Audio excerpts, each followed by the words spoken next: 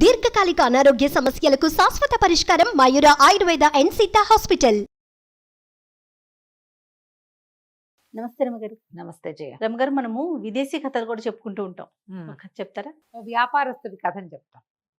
China జానపద గాథలు లేదా గిజు గాథలు అలాంటివి ఉన్నాయి, రకరకాల గిజు దేశాల గాథలు, పర్షియన్ గాథలు చాలా ఉన్నాయి జయ మనకి. అయితే అప్పుడు సూచౌ అనే నగరానికి ఉత్తర ద్వారం దగ్గర వెన్షి అని ఒక కుర్రాడు ఉండేవాడట. తెలివైనవాడు, వ్యాపారస్తుల అబ్బాయి. వాడికి చదరంగము, గణితము, తర్వాత ఏవో రకరకాల లలిత కళలు, అవి ఇవి వాయిద్యాలు వాయించడాలు అవన్నీ అంటే వచ్చేసేవి. తెగరాణించేసేవాడు బాట్లలో. డబ్బులు రావు కదా వాటితో, కానీ చాలా పేరు ఉండేది వాడికి. వాడికి చిన్నప్పుడు జాతకం చెప్పించారట. చెప్పించిన జాతకంలో వీడు మహాధనవంతుడు అవుతాడని చెప్పి ఉంది. దాంతో వాడేం పెద్ద ప్రయత్నం చేసేవాడు కదా, రేపొద్దున డబ్బులు వస్తాయి కదా మనకి అనేవాడు. అదేలేండి. డబ్బులు ఎలా వస్తాయి, నువ్వేం చేయకుండా ఏదో ఒకటి చెయ్యాలి కాదు, ఏమీ చేసేవాడు కాదు. తెలివైనవాడు. అక్కడి నుంచి కొంతకాలం అయ్యాక, పెద్దవాడయ్యాక పిల్లని ఎవరు ఇవ్వాల. వ్యాపారం లేదు, డబ్బులు లేవు, ఎందుకు అని. ఈవిడికి ఎందుకు ఇస్తామని సరే వ్యాపారం చేయబోయాడు. వ్యాపారం చేయబోతే తెలివైనవాడు పాపం. మంచి మంచి వస్తువులు కొనేవాడు. ఈ దేశంలో, మన దేశంలో చవక, ఏ దేశాలకి పడవ ప్రయాణం చేయబోతున్నామో అక్కడ బాగా గిరాకీ ఉన్నవి. కానీ ఏమిటో అవి తడిసిపోవటమో, తగలబడిపోవటమో, పాడైపోవటమో అలాగే అయ్యాయి. డబ్బు వృధా అయిపోయేది. 2-3 స్నేహితులతో కలిసి బిజినెస్ మొదలు పెడితే వీటితో పాటు వాళ్ళ డబ్బులు కూడా పోయి చచ్చేవి. ఓకే. దాంతో వాడికి విసిగిపోయాడు. చుట్టాలు కూడా ఎవరైనా వీడు వస్తున్నాడంటే పారిపోయేవాళ్ళు. వీడు ఏదైనా పాటలు పాడుతుంటే వినేవాళ్ళు బాగుందని. ఏదో ధన సహాయం చేసేవారు, కానీ వ్యాపారం అంటే ఎవ్వరూ దిగేవాళ్ళు కాదు. అయితే వీడికి ఏమనిపించింది, ఎన్నాళ్ళు ఈ ఊళ్ళో ఉంటాం, ఏదో 10 రూపాయలు పుచ్చుకుని కాస్త ఆ ఊరు ఈ ఊరు చూసొస్తే బాగుంటుంది కదా సరదాగా అని అనుకున్నాడు. అయితే అప్పుడు ఒక పెద్ద వ్యాపారస్తుల నౌక ఒకటి ఎన్నో 100 ద్వీపాలని ప్రయాణం చేస్తోంది అది. అయితే 100 కాకపోతే కనీసం 70 ద్వీపాలైనా వెళ్తారు వాళ్ళు. 100 అని ప్లాన్ చేస్తారు. అక్కడ తుఫాను, అక్కడ వాళ్ళు వాతావరణ పరిస్థితులు కుదరపోతే కొన్నైనా చూస్తారు కదా, అలా జరుగుతాయి. అందుకని ఇతను ఏమనుకున్నాడు, ఏవో కొన్ని దేశాలైనా మనం చూడొచ్చు, వెళ్దాం అనుకున్నాడు. అయితే ఆ వర్తక నౌక వాళ్ళ దగ్గరికి పోయాడు. నేను కూడా వస్తా అంటే వాళ్ళు సరే, వీళ్ళ నాన్న స్నేహితుడు ఆయన, సరే రా తప్పకుండా, ఓ పని చెయ్యి, ఇంత దూరం వచ్చేటప్పుడు గుట్టిగా చేతులాడించుకుంటూ రావటం ఎందుకు, ఏదైనా వ్యాపారం చేద్దు కానీ ప్రయత్నం చేసుకో అన్నాడు. నా దగ్గర రూపాయి లేదు మామయ్య అన్నాడు. అనేసరికి లేకపోతే పోనీ నేను వ్యాపారస్తులందరికీ చెప్తాను, నీకు సహాయం చేయమనని. ఇలా చేసేవాళ్ళు అప్పట్లో. మనం ఇప్పటికి కూడా గుజరాతీస్లో, సౌత్ ఇండియాలో, మన వైపు ఆంధ్ర ప్రాంతంలో వైశ్యుల కుటుంబాలలో ఇలా చేస్తారు. దివాలా ఎత్తిపోయిన వాళ్ళకి పెద్ద కుటుంబాల వాళ్ళంతా సహాయం చేసి బిజినెస్ పెట్టిస్తారు. గుజరాతీస్ కూడా చేస్తారు. గుజరాతీస్లో కూడా పటేల్స్ వ్యాపారస్తులు ఉంటారు కదా, వాళ్ళు 100% ఇలాంటి పని చేస్తారట. సహాయం చేయటానికి మన జాతి వాడిని వదిలిపెట్టరు వాళ్ళు వ్యాపారస్తులు, వాళ్ళ పద్ధతులు అవి. అయితే అందరికీ చెప్పాడు. చెబితే వీడు ఎందులో పెట్టినా పోగొట్టుకుంటున్నాడన్న అపప్రథ ఉంది కదా, ఏదో కొద్దిగా 2 పలాల వెండి వచ్చిందిట అంతే. వచ్చేసరికల్లా ఆయన ఏం చేశాడు, సారీ రా నాయన, ఇంతకంటే చేయలేకపోయాను అంటే ఇతను ఏమన్నాడు, దీంతో ఏమొస్తుందని రేవుకి ఎక్కబోతూ ఉంటే కమలాపళ్ళ దుకాణం ఒకటి కనపడింది. చక్కగా ఉన్నాయి పళ్ళు. ఈ 2 పలాలకి బాగా 4-6 పెట్టెల కమలాపళ్ళు వస్తాయి. ఇదే నా పెట్టి అని చెప్పి ఆ 2 పలాల వెండి ఆయన చేతిలో పెట్టి ఈ కమలాపళ్ళ పెట్టెలన్నీ పడవలోకి ఎక్కించమన్నాడు. షిప్లోకి, ఓడలోకి ఎక్కించారు. అందరు నవ్వారు. ఇదే నా వ్యాపారం, చూద్దాం ఏమైతే అది అవుతుంది అనుకున్నాడు. ఊరికే ఏది చేయలేదని ఎవరు అనకుండా ఏదో తెచ్చాడు బాక్సులు అనిపించుకోవటం కోసం. పెట్టెలు పెట్టించేశాడు. ఇతను ఏదో కొంతమందికి అసలు తెలీదు, తెలిసిన వాళ్ళు ఏదో నవ్వారు, ఎవరికి చెప్పాల. వాళ్ళకు కూడా ఏంటంటే వీడు చుట్టాల అబ్బాయి, మొదట బాగా డబ్బున్న వాళ్ళు, వీడు పైగా కళాకారుడు, వాడికి అదృష్టం కలిసి రాలేదు, కానీ వాడిని చిన్న పుస్తకం ఎవరికి ఇష్టం లేదు. ఓకే. ఆ పెట్టెలన్నీ పైకి పెట్టించేశారు. పడవ బయలుదేరి వెళ్ళిపోయారు. ఆ ఊరు ఈ ఊరు చూసుకొని చిన్న చిన్న వ్యాపారాలు చేస్తూ ఒక పెద్ద ప్రాంతంలో ఆగారు. అందరూ ఎవరి సామాన్లు వాళ్ళు దింపుకుంటుంటే ఇతనికి ఏమనిపించింది, మీది ఏమున్నాయండి అని అడిగాడు. కళాశీలు ఉంటాయి కదా, బాబు మీ సామాన్లు ఏవండి, నిన్న రాత్రి పాట పాడి డ్యాన్స్ చేసిన వాడు, వీడి మీద సరదా ఉంటుంది కదా. అడిగేసరికల్లా గుర్తొచ్చింది, కమలాపళ్ళు ఎలాగున్నాయో చూద్దామని ఆ పెట్టెలు లాగి బయట పెట్టి ఓ పెట్టె ఓపెన్ చేశాడు. ఎర్రగా మెరుస్తున్నాయి పళ్ళు, పాడవల సముద్రపు వెదర్కి పాడు కాకుండానే ఉన్నాయి. ఓ పండు ఒలిచేసి లోపల నుంచి తొనలు తీసి నోట్లో వేసుకుని నవ్విలాడి ఎంత బాగుందో. సరే టకాటక పెట్లన్నీ మూతలు తీసాడు, ఎర్రగా మెరుస్తున్నాయి పళ్ళు ఉదయకాలపు ఎండకి. ఒక అతను ఎవరో నిలబడి ఆ పళ్ళకేసి చూస్తున్నాడు. ఇతను ఓలిచి నోట్లో వేసుకోవటం చూశాడు. అవి తినేవని అర్థమైంది. ఒక అతను పైకెక్కి వచ్చి ఎంత అంటే ఒక ₹1 అని చెప్పాడు. అతను ఒక ₹1 చేతిలో పెట్టి ఓ పండు తీసుకుని తొక్క కూడా పూర్తిగా తీయకుండా దాన్ని ఇట్ట విరిచి నోట్లో వేసుకుని నవిలి గింజలు ఉమ్మేయాలా అని అడిగాడు. ఉమ్మేసి ఎంత బాగుంది అని ఇంకో 2 పళ్ళు ఇవన్నీ 2 వెండి బిళ్ళలు ఇచ్చాడు. అవి ఇట్లా పళ్ళు ఎగరేసుకుంటూ వెళ్ళాడు. దిగంగానే ఈ గట్టు మీద ఉన్న వాళ్ళు చాలామంది ఏం పళ్ళు మనకు దొరకవు, బాగుందంటే పుల్లగా తీయగా అదిరిపోయింది, ఎంతో బాగుంది, నేను తొక్కతో సహా తిన్నాను, వ్యాపారస్తుడు తొక్క తీసి తినండి ఇంకా బాగుంటుంది అన్నాడు. ఇంటికి వెళ్ళి తింటానన్నాడు. అనగానే ఒకళ్ళు ఎక్కేశారు. ఎక్కేస్తే ఇక మొదట రూపాయి అన్నాడుగా, ఓ పెట్టె ఖాళీ ఇవ్వగానే ₹2 మొదలుపెట్టాడు ఇతను. అయినా కొన్నారు. ప్రతి వాళ్ళ చేతుల్లోనూ పళ్ళే, మొత్తం పెట్టెలన్నీ ఖాళీ అయిపోయినాయి. బాగానే డబ్బులు చేసుకున్నాడు ఇతను. అందరూ ఆశ్చర్యపోయారు. ఓరిని భలే చేసావురా అన్నారు. ఇక్కడ ఏదైనా కొను అని చాలా బలవంత పెట్టారు.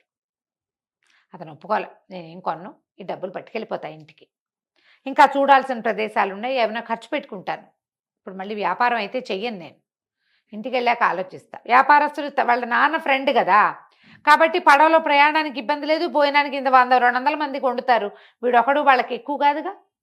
డబ్బులు జేబులో వేసుకున్నాడు. అక్కడి నుంచి పడవ లంగరెత్తేశారు. ఆ ఊరు నుంచి పడవ బయలుదేరి ఇంకో ప్రాంతానికి వెళ్తుంటే ఏమైంది, పెద్ద తుఫాన్ వచ్చింది. ప్లాన్ ప్రకారం వీళ్ళు వెళ్ళవలసిన ద్వీపం వైపుకి వెళ్ళలేకపోయారు. వెళ్ళలేక సరే సముద్ర మధ్యంలో ఉంటే కష్టమని దూరంగా ఏదో లంక కనపడుతోంది.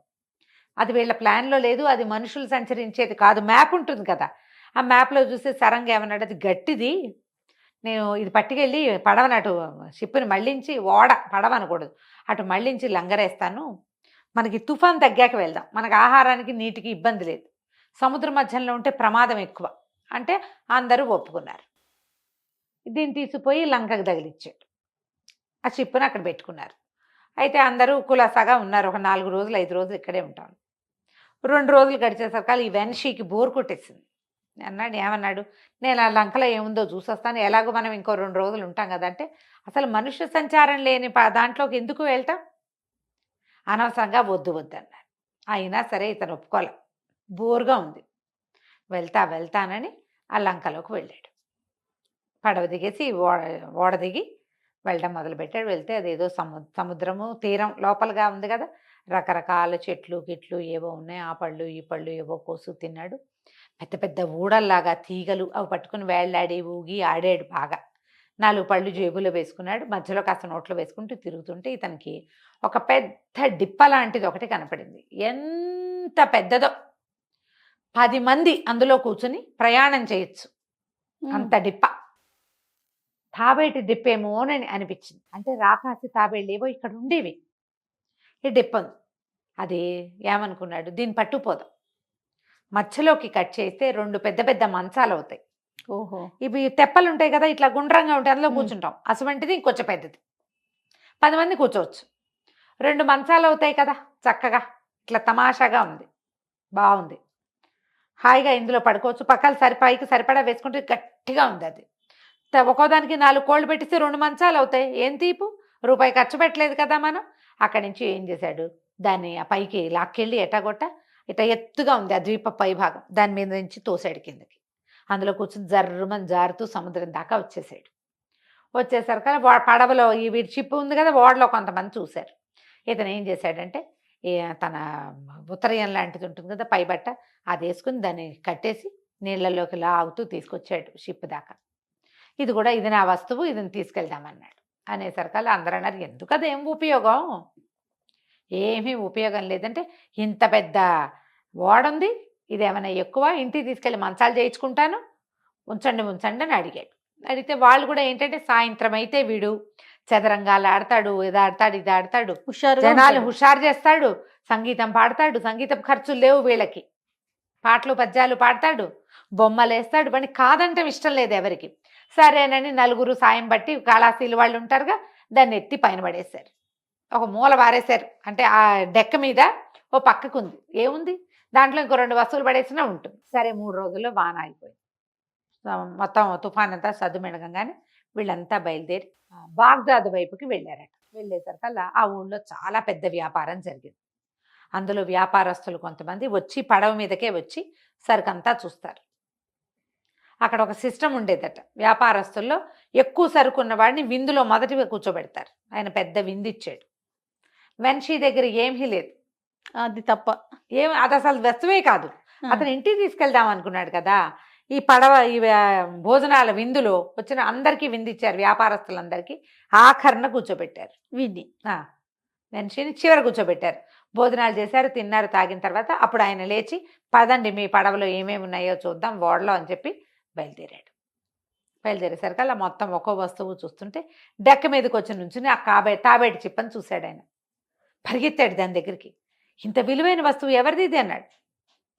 వెన్షీదంటే ఆయన కేకలేశాడు. ఇదేమిటి, ఇంత అద్భుతమైన వస్తువు ఉన్నాయని మీరు చివరి కూర్చోబెట్టారు, అలా అవమానించేలాగా చేస్తారా, మీరు చెప్పరా ఇలాంటి వస్తువు ఈయన దగ్గర ఉందని. నేను అది అమ్మనన్నాడు. అనేసరికల్లా అమ్మడానికి కాదు, అది నేను తీసుకెళ్ళటానికంటే కాదు కాదు మీరు మంచి రేట్ చెప్పండి, మీరు ఎంత అంటే అంత కొంటానన్నాడు. అనేసరికి ఈ వ్యాపారస్తులంతా ఒరే అని ఇదో అడుగుతున్నాడు రా, పెద్దంకి ఏదైనా ఒకటి చెప్పంటే 10,000కి అయితే ఇస్తానండి అన్నాడు. 10,000 మీరు అమ్మదలుచుకోలేదా అయితే, అందుకే 10,000 అని చెప్తున్నారు అన్నాడు.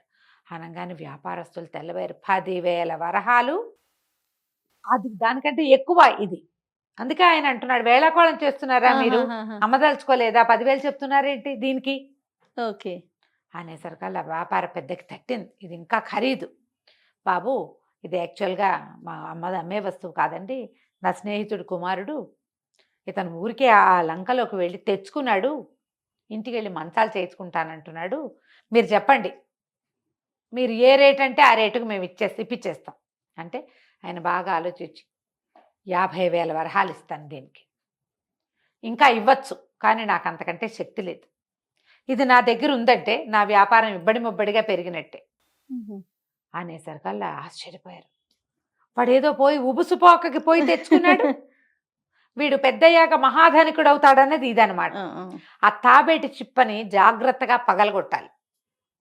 దానికి అంగుళం అంగుళం సైజులో ఉండే ముత్యాలు ఉంటాయట దాని లోపల.